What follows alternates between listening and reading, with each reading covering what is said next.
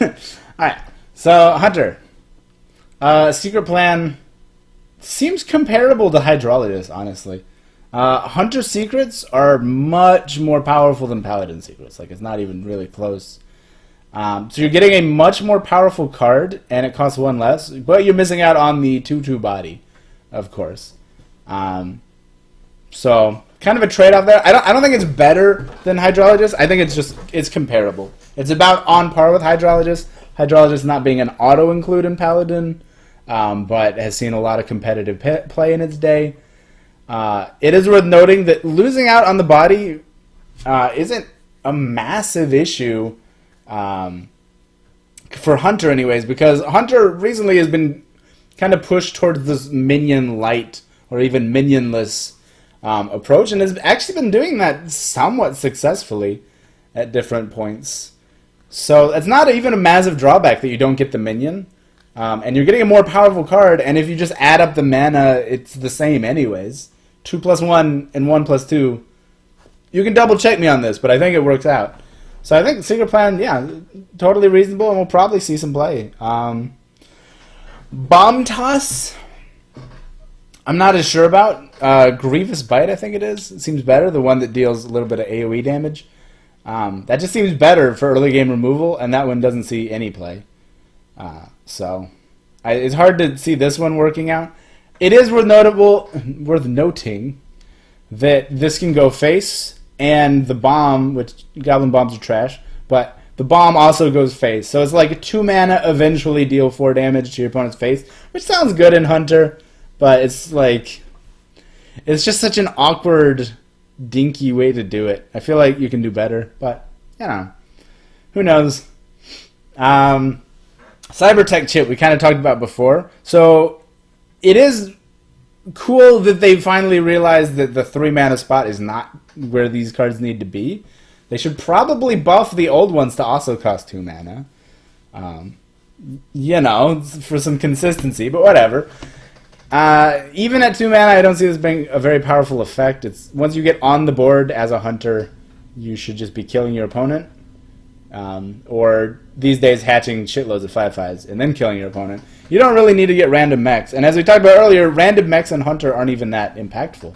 A lot of them are going to be small. Some of them are going to be a bit bigger. But a lot of them are just going to be dinky little dudes that aren't going to do much. So you have to go through a lot of work, and you don't even really get value. It'd be one thing if it was like random dragons or something, where you're guaranteed to get some serious value if you get, like, you know, 2 mana, eventually get 3 or 4 random dragons. You're probably going to get some shit. Some, like, good shit. This is some bad shit. So, it's shit. Firework Tech.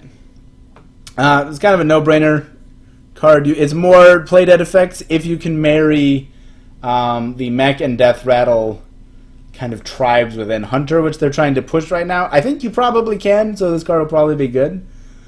It's cheaper than Terrascale Stalker, which is a huge point in its favor. And you get the body over play dead. And you also get the buff for good measure, giving them +1/+1. Just very solid package. Being restricted to only triggering mech death rattles could kill it. I don't think it will, but I could be wrong on that. There could just not be enough support there right now for this to work. And it has to fit in that home. It has to be a mech death rattle hunter deck. So if you're checking those boxes, this is an easy 2 of all-star of the deck. If you're not, then it has no home. It's homeless. Goblin Prank.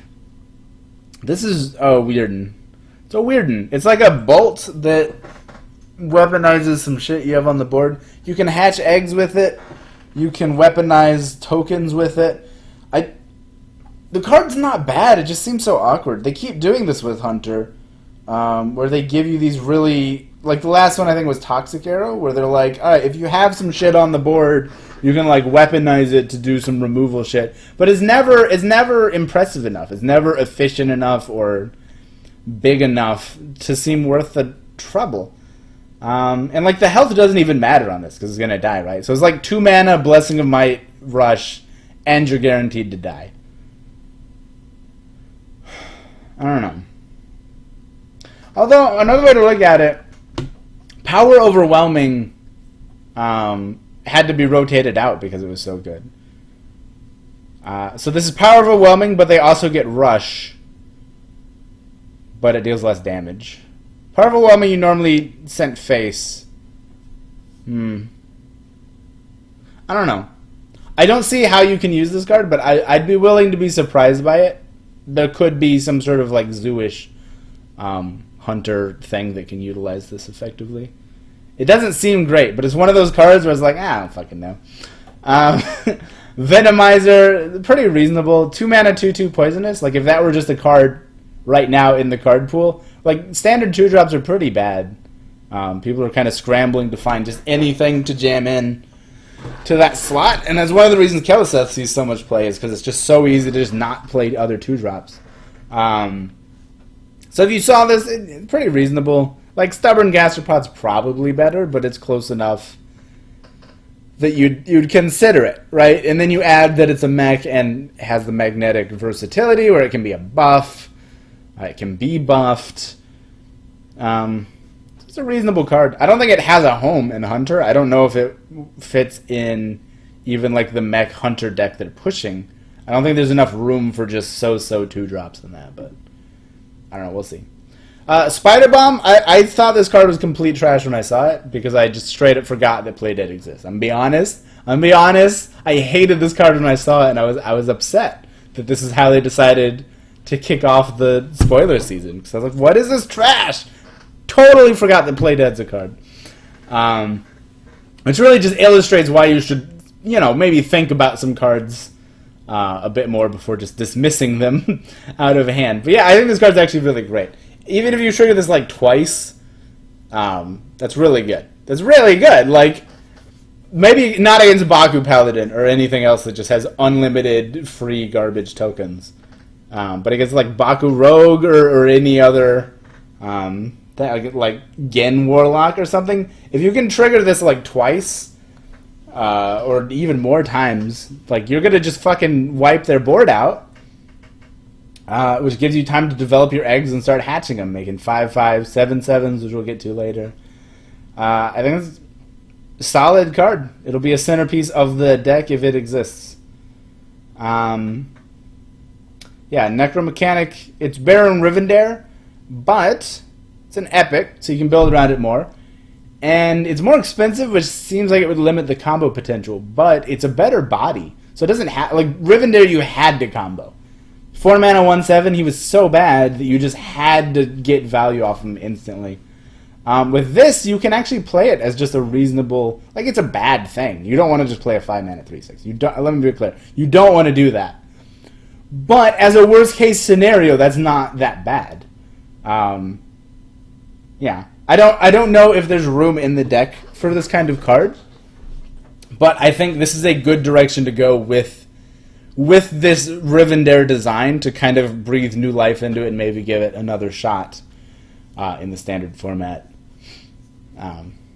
Yeah, solid card. Don't know if it'll make any waves, but it's definitely reasonable. Boommaster Flark, though, is in a really weird spot. This card is either complete garbage or busted as fuck. Like, I honestly have no idea. 7 mana 5/5 is terrible. And you summon a bunch of Goblin Bombs, which are also terrible. So it should be terrible. But another way to look at it is 7 mana, deal 8 eventually in Hunter, and also you get a 5/5. So it's like 7 mana Pyroblast almost, but it's really slow.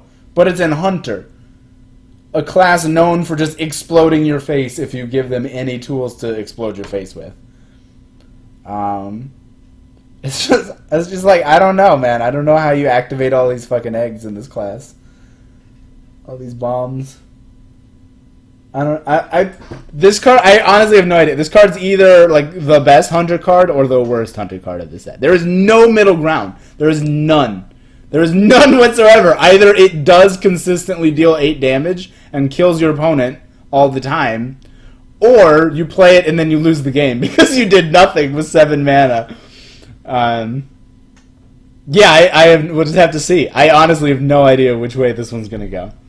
And then Flark's Boomzooka. This one's really interesting. It's a really interesting way to do an AoE and a recruit effect and seeding your like revive pool kind of thing. I